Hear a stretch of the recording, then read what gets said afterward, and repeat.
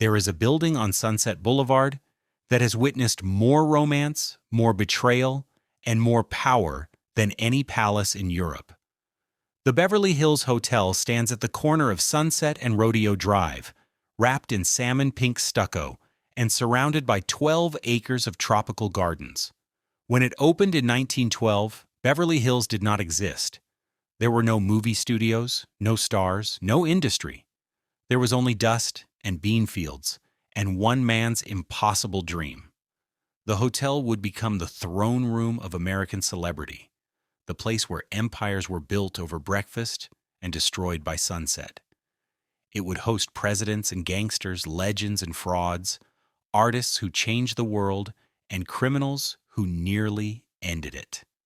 For more than a century, fortunes have been made and lost behind those pink walls. Affairs have flourished in the bungalows. The Academy Awards have been born in its ballrooms.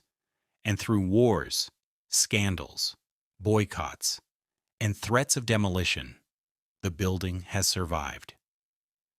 This is the story of the Beverly Hills Hotel, Hollywood's Pink Palace. In 1906, the stretch of land that would become Beverly Hills was nothing. Dirt roads cut through abandoned bean fields where Mexican laborers had once harvested crops for the ranches that sprawled across the coastal plain. The occasional pepper tree offered shade to roadrunners and ground squirrels. Los Angeles proper ended miles to the east. The movie industry did not exist. Hollywood was a temperance community of modest homes and church socials. But one man saw something different in that emptiness. Burton Green was a Michigan-born oil man who had come to Southern California in 1900 seeking petroleum beneath the dusty hills. He found none. What he discovered instead was land, 4,000 acres of it, purchased as the Rancho Rodeo de las Aguas. When oil drilling produced nothing but dust, most investors wanted out. Green proposed an alternative. They would subdivide the land and create a new kind of community, a place designed not for farmers, but for wealthy Easterners seeking sunshine and status. In 1906, Green hired the landscape architect Wilbur David Cook to lay out streets following the natural contours rather than the rigid grid that dominated Los Angeles. Cook's curving boulevards would give the development an air of established elegance, as if the community had existed for generations. They named it Beverly Hills after Beverly Farms in Massachusetts, where wealthy Bostonians summered. But Green understood that no one would buy homes in a development that existed only on paper. He needed something to anchor the community. He needed a hotel. Green approached Margaret Anderson, a Los Angeles businesswoman who had made her fortune managing apartment buildings downtown. Anderson recognized opportunity.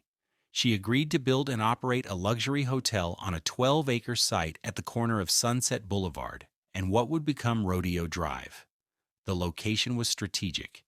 When automobiles became common, Sunset would be the main artery west. Anderson commissioned the Los Angeles architect Elmer Gray to design the structure. Gray had trained in the Beaux-Arts tradition, but understood that Southern California demanded different aesthetics. He proposed a building in the Mission Revival style, a romantic interpretation of California's Spanish colonial past that suggested history, permanence, a connection to the land that nouveau riche clients desperately wanted to purchase. Construction began in 1911. The hotel would contain 325 rooms, arranged around interior courtyards in the Spanish manner. The main building stretched along Sunset Boulevard, 3 stories of reinforced concrete clad in salmon pink stucco. Gray chose the color deliberately. Pink would photograph beautifully. It would stand out against brown hills and blue sky. It would be memorable. The grounds mattered as much as the building.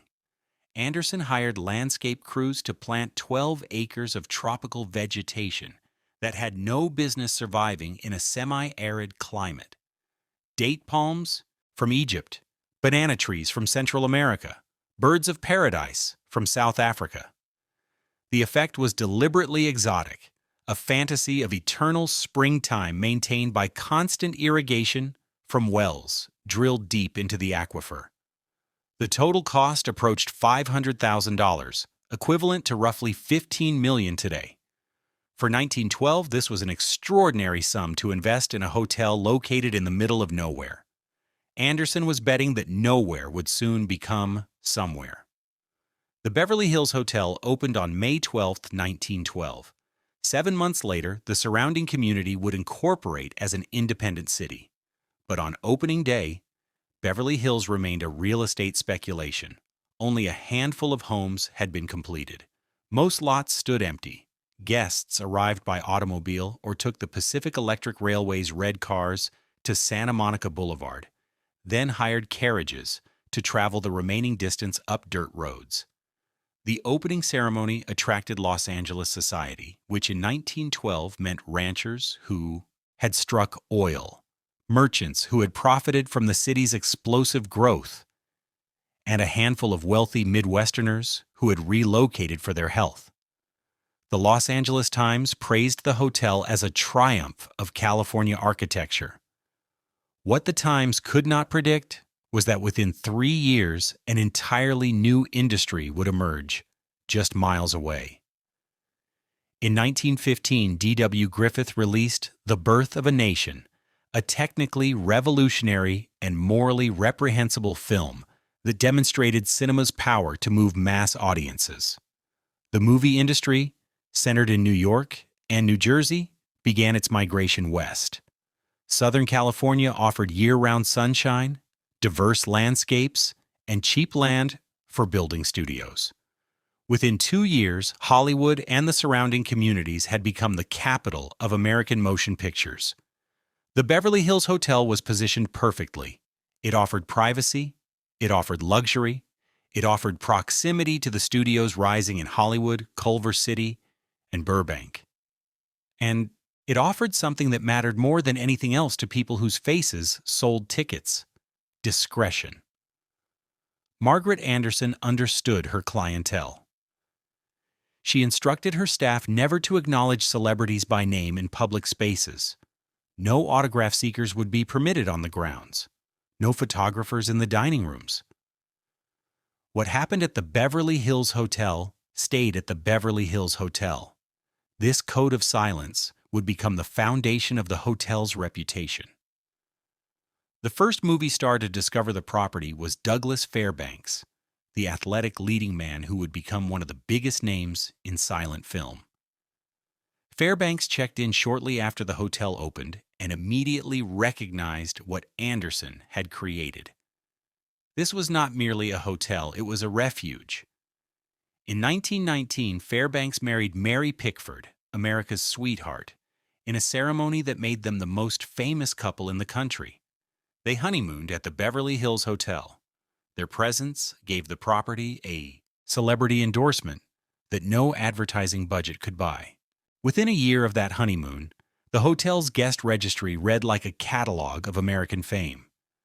Charlie Chaplin took a suite on the second floor. Gloria Swanson held court in the dining room. Rudolph Valentino, the smoldering star whose death in 1926 would cause mass hysteria, maintained a permanent residence. Will Rogers, the cowboy philosopher whose homespun humor made him the highest-paid entertainer in America, lived at the hotel for months at a time. The architecture facilitated the privacy these performers required. The main building contained standard hotel rooms, but the real prize was the collection of bungalows scattered across the 12 acres of gardens. These detached structures, some containing as many as 6 rooms, offered complete separation from the main property. A star could entertain guests, conduct business, or carry on an affair without ever entering the public spaces. The bungalows had their own entrances, their own phone lines, and enough distance from neighbors to ensure that whatever sounds emerged would be absorbed by tropical foliage. Margaret Anderson retired in 1928, selling her interest to a group of investors. The property continued to thrive. By the late 1920s, the Beverly Hills Hotel had established itself as the unofficial headquarters of the movie industry. Stars lived there. Directors held meetings in the lobby. Producers brokered deals over lunch. The stock market crashed in October of 1929. The Great Depression that followed devastated the American economy, but Hollywood proved surprisingly resilient. People still needed entertainment. Movie attendance remained strong throughout the 1930s, and the Beverly Hills Hotel benefited from the industry's survival. While other luxury properties across the country closed their doors, the Pink Palace on Sunset Boulevard stayed open. In 1941, the hotel changed hands again. A group of investors led by Hernando Cortright and Ben Silberstein purchased the property for $1.5 million, approximately $31 million in today's currency. Cortright had previously managed the El Mirador Hotel in Palm Springs and understood the peculiar demands of celebrity clientele. Under his management, the Beverly Hills Hotel would reach its absolute peak. Cortright's first innovation was the Polo Lounge. Prior to 1941, the hotel's main dining room served meals in the formal European style. Cortright recognized that Hollywood power brokers preferred a more casual atmosphere for their business dealings. He converted a small bar off the main lobby into an intimate space decorated with English writing memorabilia. The name was pure marketing. There was no polo field nearby, but the sport connoted wealth and sophistication. The Polo Lounge opened in 1941 and immediately became the most important room in Hollywood. Studio executives held breakfast meetings there to discuss casting and budgets. Agents negotiated contracts over lunch. Screenwriters pitched ideas to producers over drinks. The round leather booths offered just enough privacy for confidential conversations while remaining visible enough to signal your importance. To be seen in the Polo Lounge meant you mattered. The room developed its own rituals. Booth 1, closest to the entrance, was reserved for the most powerful people in the industry. Louis B. Mayer, the ruthless head of Metro-Goldwyn-Mayer, claimed it as his personal territory. When he entered for his regular breakfast, the staff knew to seat him there without asking. The hotel's phone system became legendary. In the era before cell phones, the Polo Lounge maintained a network of phones that could be brought tableside on long cords. A businessman conducting a deal could take calls without leaving his booth. Witnesses reported seeing powerful men juggling multiple handsets simultaneously, negotiating 3 separate contracts while their eggs grew cold. Darryl Zanuck, the head of 20th Century Fox, conducted so much business at the hotel that he installed a direct phone line from his office to his regular booth. When Zanuck was in the Polo Lounge, which was nearly every day, his staff knew exactly where to reach him. The menu itself became part of Hollywood lore. The McCarthy salad, invented by the Polo Lounge chef in the 1960s, consisted of chopped greens, turkey, cheese, and avocado mixed tableside. It became the signature dish, ordered by executives who wanted a meal substantial enough to fuel hours of meetings, but light enough not to induce drowsiness. The salad remains on the menu today, essentially unchanged. Beyond the Polo Lounge, a trial train shokisha na Mamie's Beering. The hotel continued to serve as a residential address for Hollywood's elite. Howard Hughes, the eccentric billionaire who would eventually descend into paranoid madness, maintained multiple bungalows simultaneously during the 1940s. He used them as offices for his various business enterprises and as hideaways for the actresses he was courting. Hughes would remain a fixture at the hotel for years, his increasingly bizarre behavior tolerated because his money remained good. Elizabeth Taylor lived at the Beverly Hills Hotel during multiple periods of her tumultuous life. She occupied Bungalow 5 so frequently that the staff began calling it the Elizabeth Taylor Bungalow. She recuperated there between marriages. She entertained lovers there between divorces. The hotel also attracted visitors from beyond the entertainment industry. Presidents stayed there. Foreign dignitaries maintained suites during visits to California. Business tycoons from the East Coast discovered that a week at the Beverly Hills Hotel opened doors that remained closed to them in New York or Chicago. The property had become more than a hotel. It had become a symbol of arrival. But the glamour was not without cost. The same privacy that protected stars also concealed darker activities. Affairs flourished in the bungalows. Illegal gambling operations ran out of certain suites with the staff's silent cooperation. Drug use, though rarely acknowledged publicly, was an open secret among longtime employees. The hotel's policy of silence protected everyone equally. A star caught with someone else's spouse could trust that the night manager would not call the gossip columnists. A producer conducting negotiations that violated antitrust laws knew the hotel phones were not tapped. The Beverly Hills Hotel had become a kind of Vatican for the entertainment industry, a sovereign territory where normal rules did not apply. The property reached its cultural peak in the 1950s and early 1960s. These were the years when the studio system still controlled Hollywood, when a handful of executives could make or break careers with a single phone call, when being seen in the right place at the right time could change your life. And the right place was almost always the Beverly Hills Hotel. Marilyn Monroe maintained a standing reservation during her years in Hollywood. She would disappear into the bungalows for days at a time, emerging only for film shoots or carefully staged public appearances.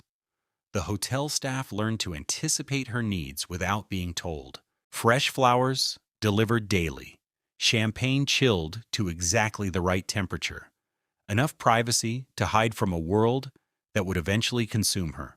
Frank Sinatra treated the hotel as a second home during his Hollywood years. He held court in the Polo Lounge, surrounded by the rotating cast of celebrities and hangers-on known as the Rat Pack. Dean Martin, Sammy Davis Jr., Peter Lawford, and Joey Bishop would join him for marathon drinking sessions that stretched from lunch into the early morning hours. The management tolerated behavior that would have gotten lesser guests ejected.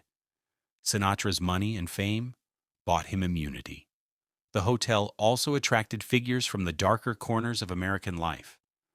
Sam Giancana, the Chicago mob boss who would later be linked to CIA plots against Fidel Castro, stayed at the Beverly Hills Hotel during his trips to the West Coast. He conducted business in the bungalows, meeting with studio executives who needed his cooperation to keep their lasso. Vegas casinos running smoothly. The overlap between Hollywood and organized crime was never discussed openly, but it was never entirely hidden either. In March of 1964, something happened in Bungalow 8 that would haunt the hotel for decades. The exact details remain disputed, but the outline is clear. A woman was found dead. The death was ruled accidental. The police investigation was brief. No charges were filed, but rumors persisted that powerful people had been present when she died, that evidence had been destroyed, that the hotel's famous discretion had crossed the line into conspiracy.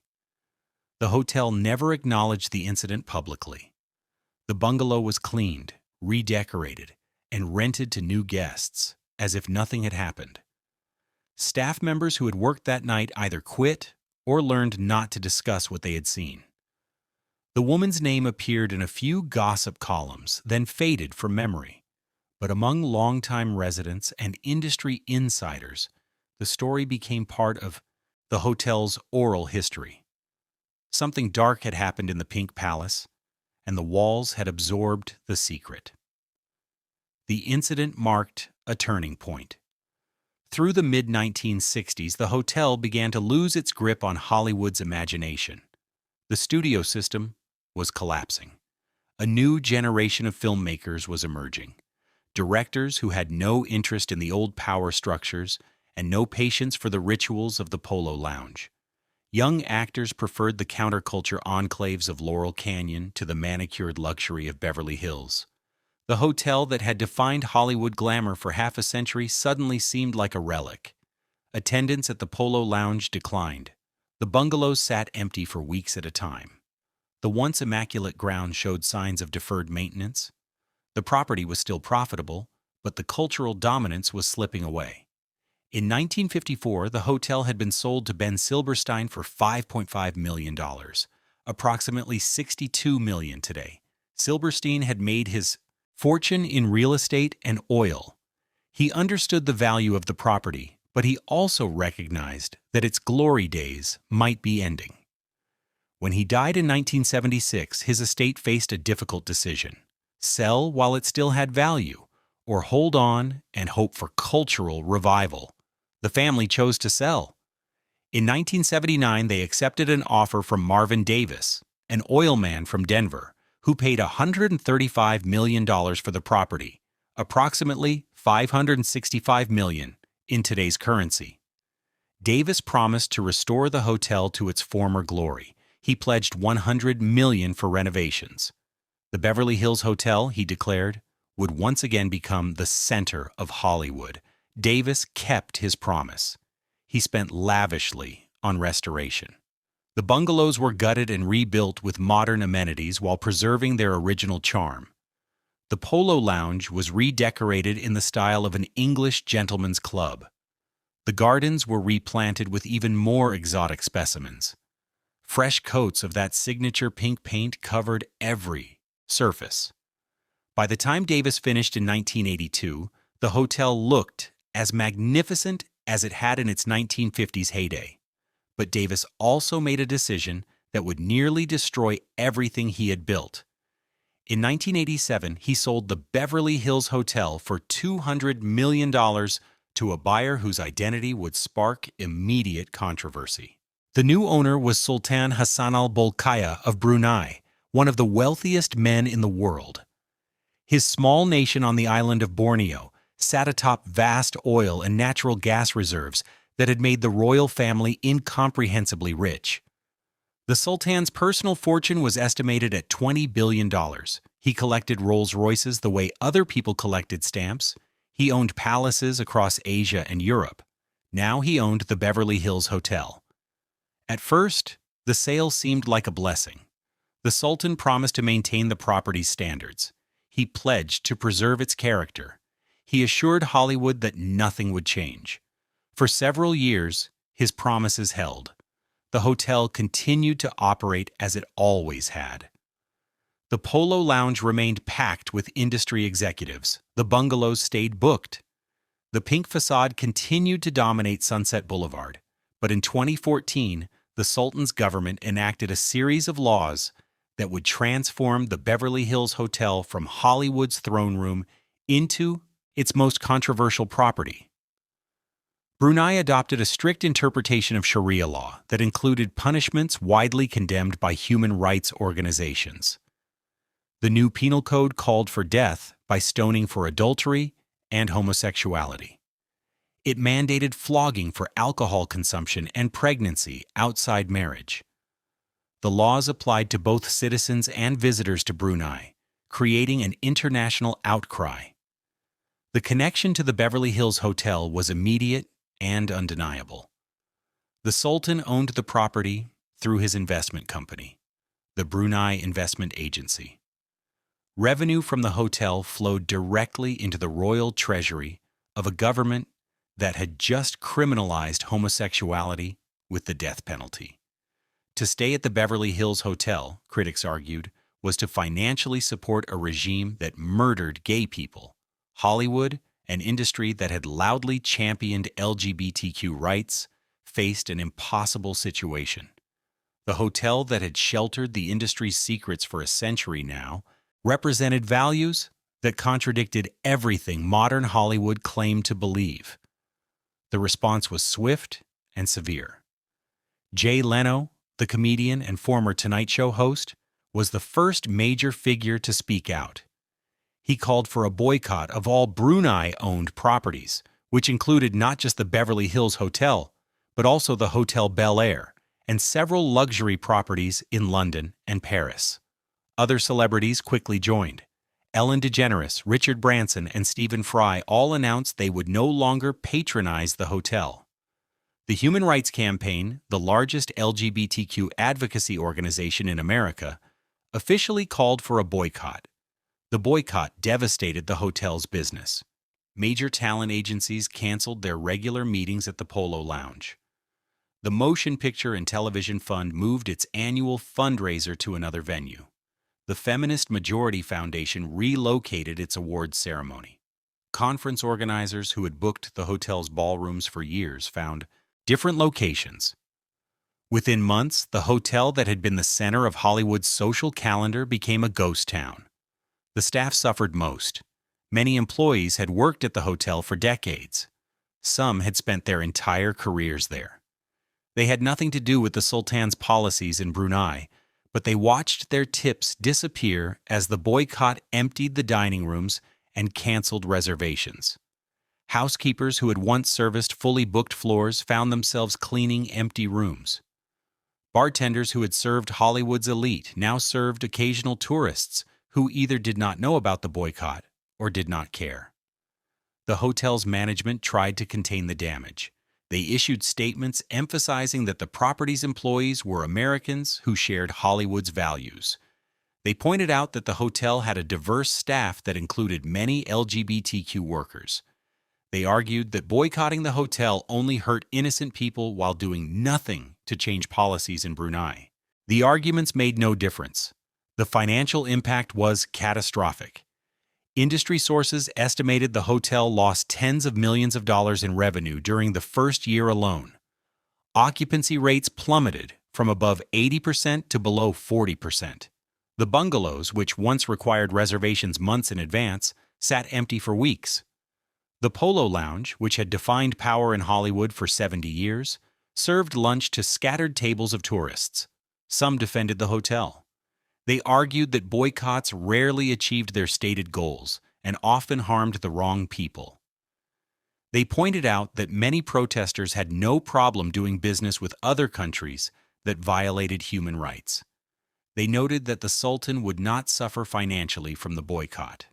His oil revenues dwarfed whatever he earned from the hotel. The only people truly hurt were the workers.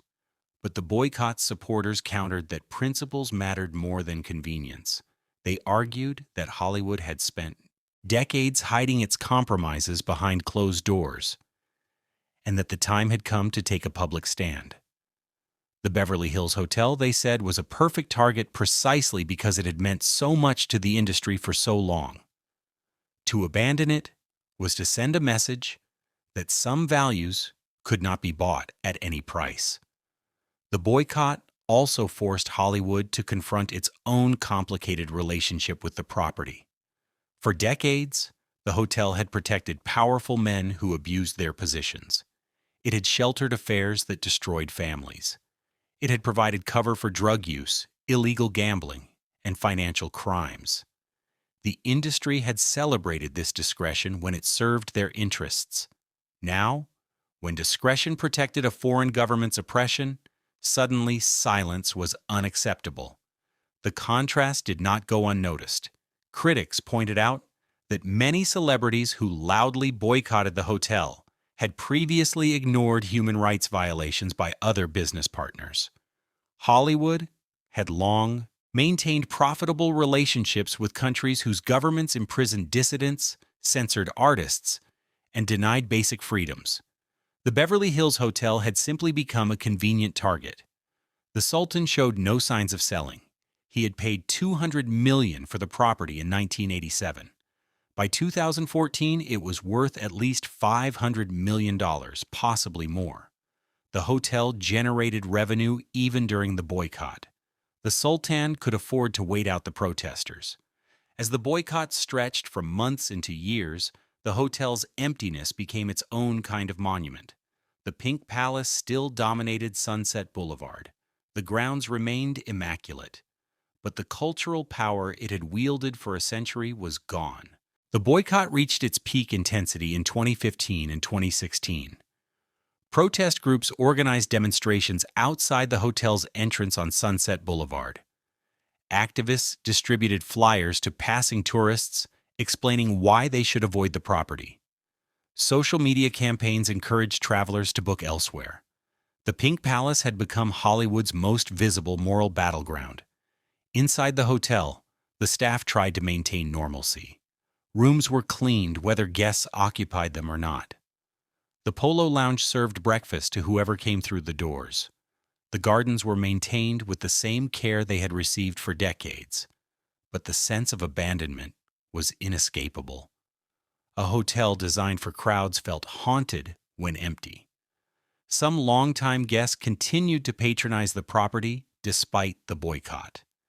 They were mostly older industry veterans who remembered when the hotel had been the center of their professional lives. They resented being told where they could and could not spend their money. They argued that personal loyalty to the staff mattered more than symbolic gestures. But even these defenders came less frequently as the social pressure mounted. The hotel attempted various strategies to survive. Management offered steep discounts to fill rooms. They marketed aggressively to international tourists who knew nothing about the boycott. They emphasized the property's history and architectural significance, hoping heritage tourism could replace the industry business they had lost. None of it restored what had been taken away. By 2017, the boycott had become self-sustaining. Even people who disagreed with it avoided the hotel because everyone else avoided it. The property had become culturally radioactive. To be seen entering the Beverly Hills Hotel was to invite criticism and questions. It was easier to simply go somewhere else. The hotel's predicament raised uncomfortable questions about how far moral responsibility extends. The staff had no control over the Sultan's policies. The management team in Los Angeles could not influence decisions made in Brunei, yet they all suffered the consequences of choices made by people they would never meet. The boycott punished proximity rather than culpability. Some employees quit out of frustration or financial necessity. Others stayed, hoping the boycott would eventually end. They had invested decades in their careers at the hotel. They had expertise that was not easily transferable to other properties. They waited and hoped that Hollywood's attention span would prove as short as its memory. The situation also exposed the limitations of celebrity activism. Many stars who loudly supported the boycott continued to work with companies that did business in countries with equally troubling human rights records. Film studios maintained distribution deals with authoritarian governments. Luxury brands manufactured products in nations that suppressed free speech. Tech companies built infrastructure for surveillance states, but the Beverly Hills Hotel became the singular focus of outrage because it was visible, accessible, and symbolically important. Meanwhile, in Brunei, the Sultan showed no signs of reconsidering his policies. The international criticism had no apparent effect on his government's actions. The boycott that had devastated a hotel in Los Angeles did not change a single law in Brunei. The only tangible result was empty rooms and unemployed workers thousands of miles from the policies they were being punished for. By 2019, the boycott had lasted 5 years. The hotel's occupancy had stabilized at levels far below its historical averages, but high enough to remain operational. The property still turned a profit, though nothing like the returns it had generated before 2014. The Sultan, whose net worth was estimated at over $28 billion, could afford to wait indefinitely. Hollywood moved on to other causes. The industry's attention shifted to newer controversies. Some of the celebrities who had led the boycott quietly resumed attending events at other Brunei-owned properties. The moral clarity that had seemed so absolute in 2014 had softened into pragmatic compromise.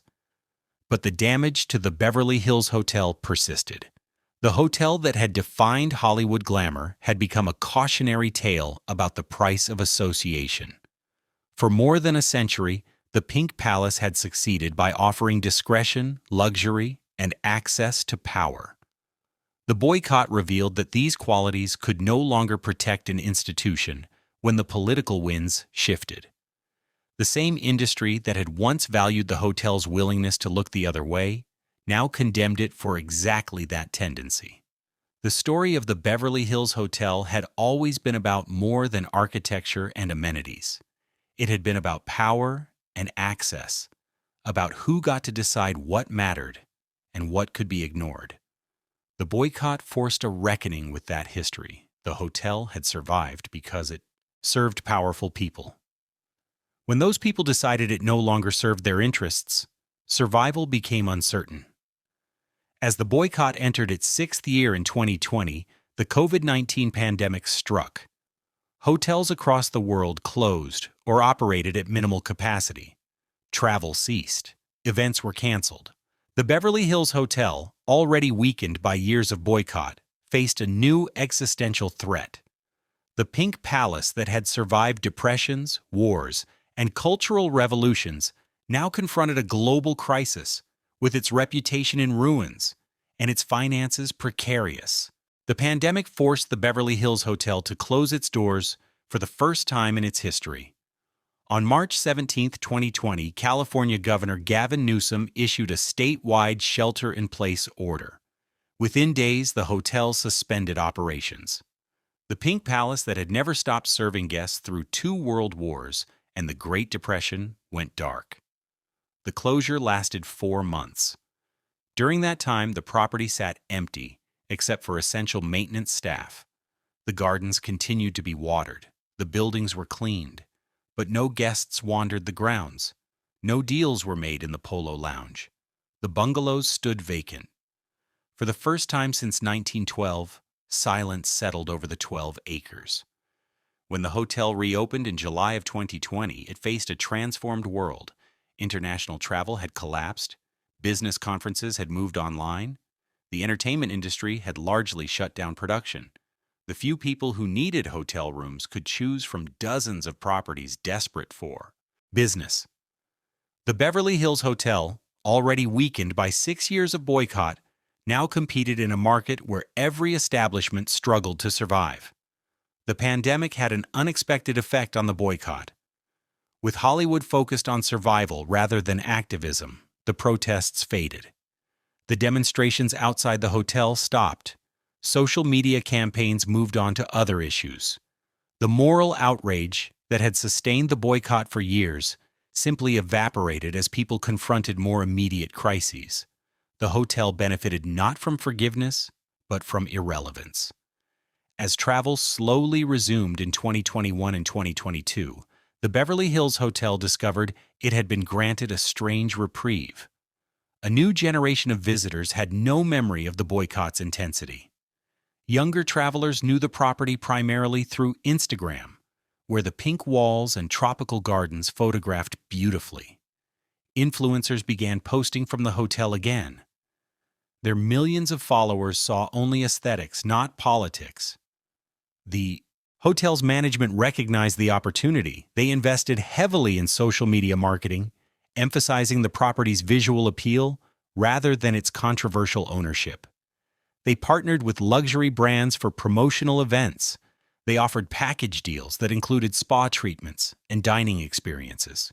They repositioned the Beverly Hills Hotel as an Instagram destination rather than a Hollywood institution. The strategy worked better than anyone expected. By 2023, occupancy had recovered to levels not seen since before the boycott began. The bungalows were booked months in advance. The Polo Lounge served meals to capacity crowds. The hotel had not regained its position as Hollywood's throne room, but it had found a different kind of relevance. For a different era. The recovery revealed something uncomfortable about modern activism. The boycott that had seemed so morally necessary in 2014, had been abandoned, not because the Sultan changed his policies, but because people simply stopped caring. Brunei's laws remained unchanged. The hotel's ownership remained unchanged. What changed was public attention.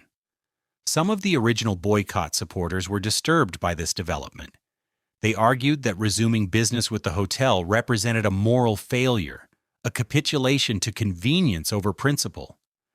They pointed out that the Sultan's government still maintained the same oppressive laws that had sparked the boycott. Nothing had been resolved. The problem had simply been forgotten.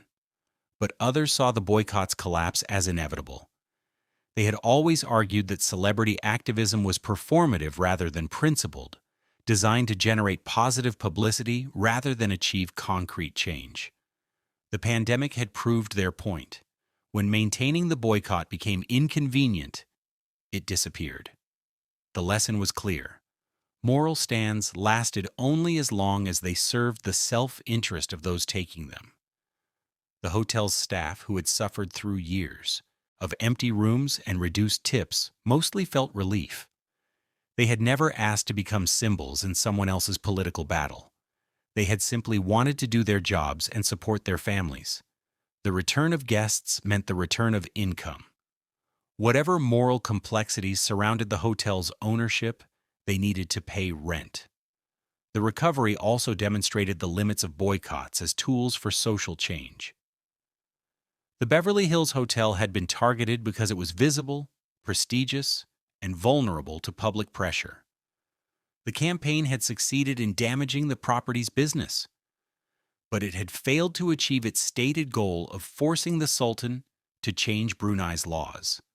The Sultan, insulated by billions of dollars in oil wealth, had simply waited out the protesters. In the end, the boycott hurt American workers far more than it hurt a Southeast Asian monarch. By 2024, the hotel had largely escaped its pariah status. A new generation of celebrities began holding events there, again. Studios booked the ballrooms for premieres and parties. Industry executives returned to the Polo Lounge for breakfast meetings. The Pink Palace was being welcomed back into Hollywood's embrace, not because anyone had forgotten what happened, but because forgetting had proven easier than remembering. The hotel's resurrection raised questions about institutional memory and collective responsibility. The building itself had not changed, the ownership had not changed, the laws in Brunei had not changed. What had changed was whether anyone felt obligated to care. The boycott's collapse suggested that moral outrage, no matter how loudly expressed, had a limited shelf life in a culture defined by short attention spans and perpetual distraction. The hotel's path back from controversy required more than simply waiting for people to forget. Management understood they needed to actively rebuild the property's reputation while acknowledging its complicated history. The approach they adopted was strategic silence, combined with visual reinvention. Rather than defend the Sultan's ownership or apologize for the boycott, the hotel simply stopped discussing politics entirely. Press inquiries about Brunei went unanswered. Requests for statements were politely declined. The property presented itself as an architectural landmark and luxury destination, nothing more. The strategy worked because it allowed guests to return without having to publicly defend their choice. The hotel also invested millions in renovations designed to refresh its image without erasing its history. The bungalows received complete interior overhauls. Modern technology was installed throughout the property. The Polo Lounge was redesigned to feel simultaneously classic and contemporary. The changes signaled that this was not the same hotel that had been boycotted, even though legally and structurally nothing fundamental had changed. The physical transformation mattered less than the cultural one. The Beverly Hills Hotel had always succeeded by reading the zeitgeist and adapting to it.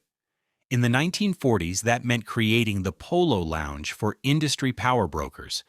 In the 1950s, it meant providing bungalows for stars seeking privacy. In the 2020s, it meant becoming an Instagram destination for a generation that valued aesthetics over history.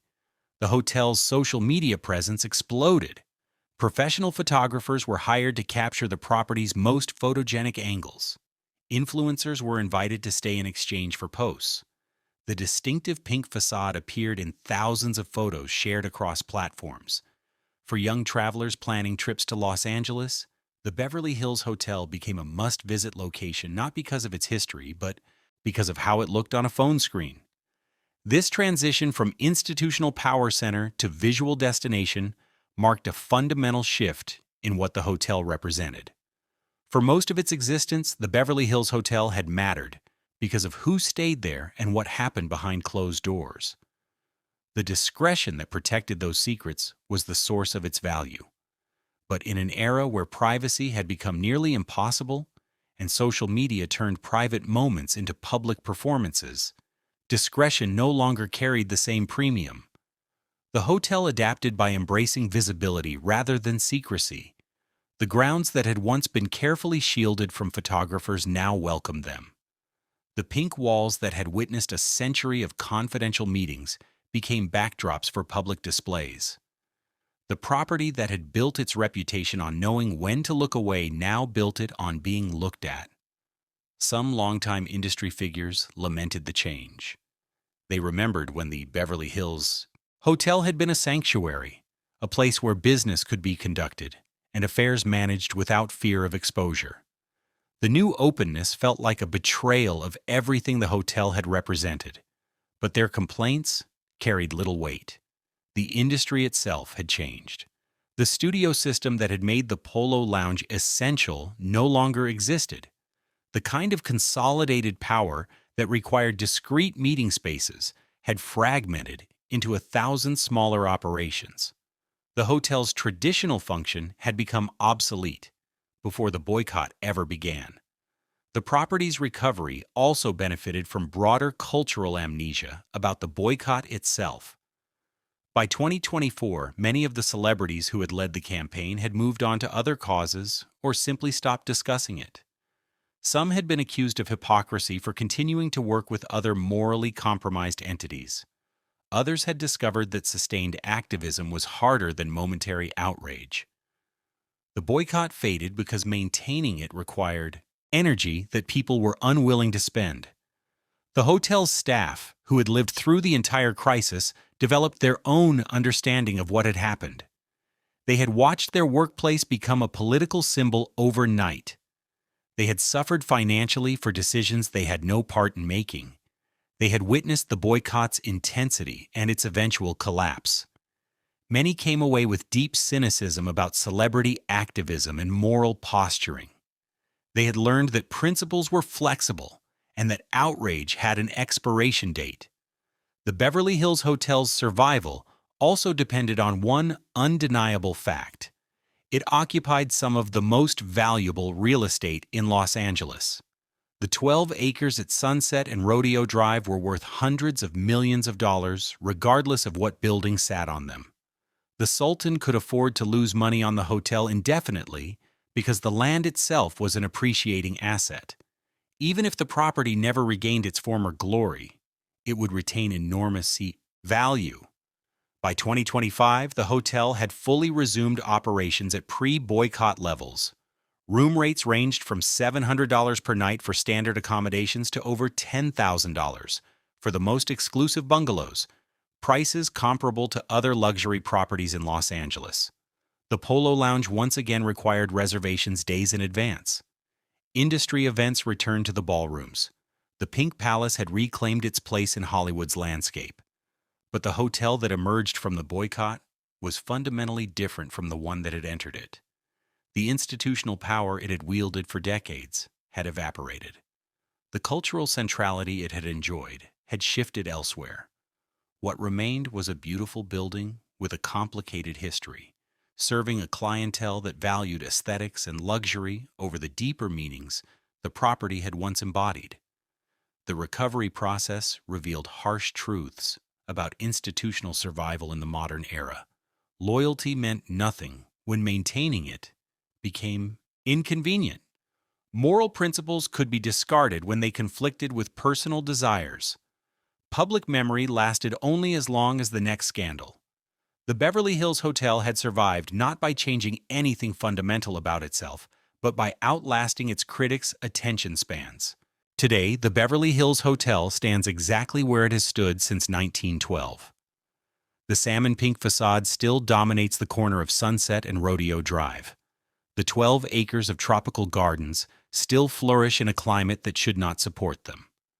The bungalows still offer privacy to guests who can afford their rates. From the outside, very little has changed. But the building's relationship to Hollywood has been permanently altered. The hotel is no longer where power resides. It is where power occasionally visits. The Polo Lounge still serves breakfast, but the deals that shape the entertainment industry now happen in conference rooms, at streaming companies, and technology firms. The bungalows still host celebrities, but their affairs are more likely to be exposed on social media than protected by hotel staff. The discretion that defined the property for a century has become impossible to maintain in an age of constant surveillance and instant communication. The hotel's survival raises questions about what institutions mean and whether their meaning can survive radical changes in context. The Beverly Hills Hotel was built to serve a specific Hollywood, one dominated by a handful of studios and defined by careful control of public image. That Hollywood no longer exists. The industry has fragmented into hundreds of production companies, streaming platforms, and independent creators. The centralized power that made the Polo Lounge essential has dissipated. Yet the building endures. It endures partly because of its location, partly because of its architecture, and partly because some stories are too good to let die. The Beverly Hills Hotel has become a monument to its own history, a place where people go not because they need to, but because the name carries weight. That weight is no longer power. It is nostalgia. Walk through the lobby today, and you will see tourists photographing the pink walls, influencers staging content in the gardens, wealthy travelers from around the world who want to experience a piece of Hollywood mythology. You might also see a few industry veterans having lunch in the Polo Lounge, but they are outnumbered by people who have no connection to the entertainment business and do not particularly care about the hotel's complicated past. The staff who work there now have mostly joined since the boycott ended. They know the history in outline but did not live through the crisis. For them, the Beverly Hills Hotel is simply a workplace, one that happens to be famous and occasionally controversial. They change the linens, serve the meals, maintain the grounds, and go home at the end of their shifts. The mythology that surrounds the property exists separate from their daily experience of it. The hotel's story forces a reckoning with uncomfortable questions about complicity and responsibility. For more than a century, the Beverly Hills Hotel protected powerful people who used that protection to hide affairs, crimes, and corruption. The industry that now condemned the hotel for its ownership had previously celebrated it for exactly that discretion. The moral outrage that fueled the boycott was selective at best and hypocritical at worst. But the boycott also revealed something genuine about changing values. Hollywood in 2014 was different from Hollywood in 1954 or 1914.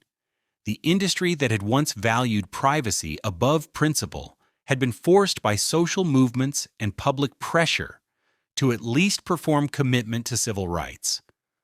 The Beverly Hills Hotel became a test of whether that commitment meant anything. The test revealed that commitment was real enough to cause economic damage, but not strong enough to last. The building itself bears witness to all of it. The walls that once absorbed the sounds of opera practice now absorb the clicks of smartphone cameras. The bungalows that sheltered Hollywood legends now host Instagram influencers. The Polo Lounge that brokered studio contracts now serves brunch to tourists. The hotel has survived by becoming something different while looking exactly the same. There is a lesson in that survival about the nature of institutions.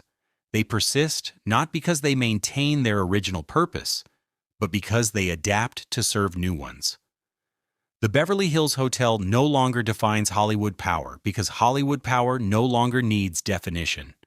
It has scattered into 1,000 locations and exists primarily in contracts negotiated by email and Zoom. But the hotel still offers something valuable.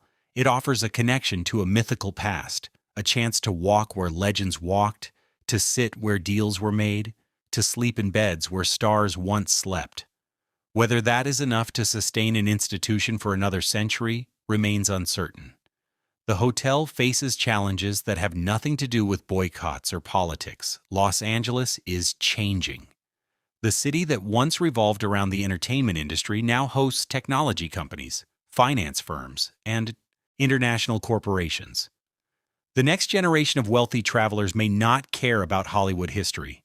They may prefer hotels that reflect contemporary values rather than nostalgic ones. The Sultan still owns the property. His investment company shows no interest in selling. The hotel remains profitable enough to justify holding it as a long-term asset. The land alone guarantees its value. Whatever happens to the building, the 12 acres at Sunset and Rodeo will always be worth hundreds of millions of dollars. But buildings are more than real estate. They are stories made physical. The Beverly Hills Hotel's story is about ambition and accommodation, about power and its limits, about how institutions serve the powerful until power shifts elsewhere. It is about discretion maintained until discretion becomes complicity.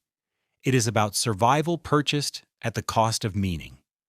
The Pink Palace stands as a monument to American celebrity culture, to all its glamour and all its compromises. It has witnessed romance and betrayal, genius and scandal, triumph and tragedy. It has sheltered presidents and criminals, artists and frauds. It has survived depressions, wars, boycotts, and a pandemic.